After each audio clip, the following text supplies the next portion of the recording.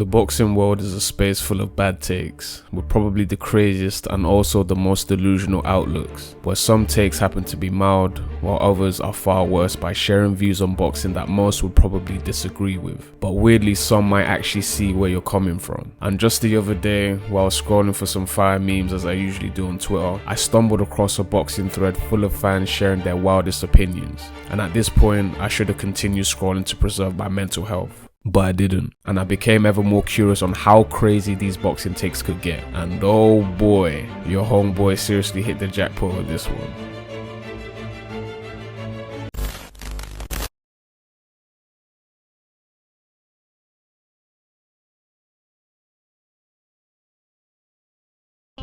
Okay, let's begin with this tweet, which has two parts. The first user proposes that Bivol really missed 80% of what he threw, and another questionable user, who also riding on the exact same bandwagon, goes further to say that he didn't even hit Canelo much, and that the fight should have been a draw. At this point, we might have two of the biggest Canelo fanboys in existence, or that these two have never had a medical eye examination in their entire lives. For the sake of this video, I'll address both tweets in one go, ultimately knocking out two boxers with one punch. Looking back to the fight, where I was literally up to 5 AM in the morning, where Canelo Alvarez made his biggest attempt to challenge and to defeat Dimitri Bivol at light heavyweight. Not only did Canelo have the courage to go up the weight class, but he also selected an extremely gifted and highly technical boxer that stands undefeated as well as holding the WBA title, and to his detriment, Canelo bit off more than he could certainly chew. In their matchup earlier this year, you could easily see that Canelo was indeed the clear contender, as he struggled throughout to dictate the overall direction of the fight. Meanwhile, Bivol looked far more assertive and much more dominant during the fight, all while being methodical and extremely patient with his shot selection. Canelo simply had no answer as he struggled to respond to Bivol's overbearing jab that pierced straight through his guard. I, as well as many others, unanimously believe that Bivol rightfully deserved the victory by dominating at least 6 to 8 rounds of the scheduled bout. Not only do I believe this to be the case, but the CompuBox statistics would also strongly agree with me. This statistic records all of the total successful punches thrown and further breaks down all of the total jabs and power punches in every single round. And looking at these stats, it's very clear that Bivol threw more punches at a higher clip with better accuracy than Canelo, and to say that Bivol missed 80% of his shots and that the fight should have been a draw is honestly a discredit.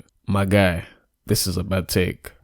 Now, this user posted a survey poll asking the followers who of the top ranked heavyweights has the best chance in defeating Tyson Fury. With just 10 hours of posting this poll, nearly 13,000 individual votes were casted to determine who might have the best chance. And the results don't seem to be surprising when you truly think about it, and I'll explain why. At a probability of just 4%, the former Mexican heavyweight champion Andy Ruiz Jr. is believed to have the lowest chance in defeating Fury. There's certainly no doubt that Ruiz has decent technical ability while being able to let both his hands go if need be. Now, pairing his quick punching ability with also his agile footwork proves to be a problem for most fighters within the division. Although this might be the case, his footwork is certainly not the prettiest when stacking it against his contemporaries. But within this circumstance, Ruiz fails to possess the power punching prowess to that of a Deontay Wilder, an Anthony Joshua, or even a Dillian Whyte. Also, standing at 6'3" tall puts him both at a height and reach at disadvantage. And naturally, within this sport, having the overall physical advantage provides you a better chance in defeating your opponent. With a probability of 7%, Dillian Whyte has the second lowest chance among this list. Although this poll was posted several months before his bout against Fury, I still believe the reasons remain the same.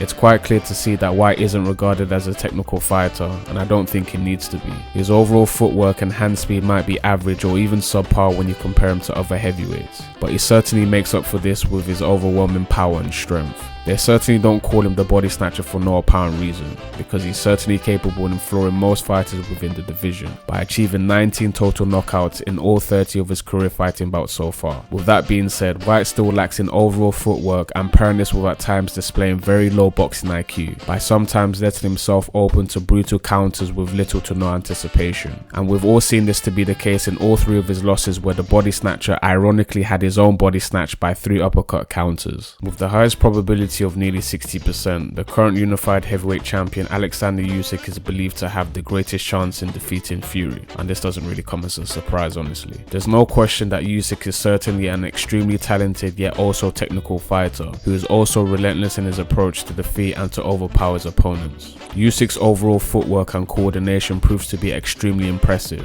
He appears to move with great agility that resembles a fighter at the light heavy division or even at super middleweight, yet still has enough power to contend at the heavyweight class. It is true that Usyk lacks the raw punching power when you stack him against other heavyweights, but I don't think he needs to rely on this aspect. Being a natural southpaw already provides Usyk with the advantage when facing against traditional orthodox fighters, but in this instance, the situation with Fury is quite different. The Gypsy King is also very competent in switching between an orthodox and a southpaw fighting stance, and without doubt this would throw a spanner in the works if and when Usyk decides to face against Tyson Fury. And lastly, Anthony Joshua, with nearly 1/3 of the entire voters, believed him to have the greatest chance to take down Fury. On paper, Joshua unquestionably has a better matchup against Fury when compared to the other fighters among this poll. He is closer in both height and reach to Fury, and AJ is similarly also very patient yet also aggressive with his approach. They both also have good technical ability with good footwork and immense punching power. However, between the two, Joshua is nowhere near technically gifted compared to Fury, but I do believe AJ to possess greater punching power. Although they seem to match very well, they still do have their clear differences.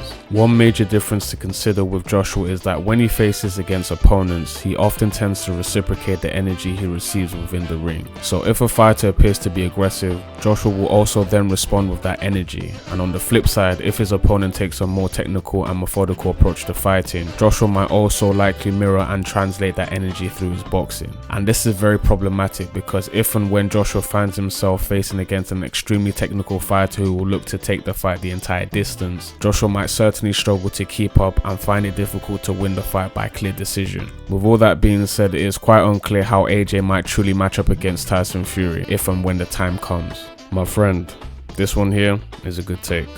I'm literally gonna pretend like I never even saw this. And my guy, especially with this grammar, you're the one who's in need of schooling.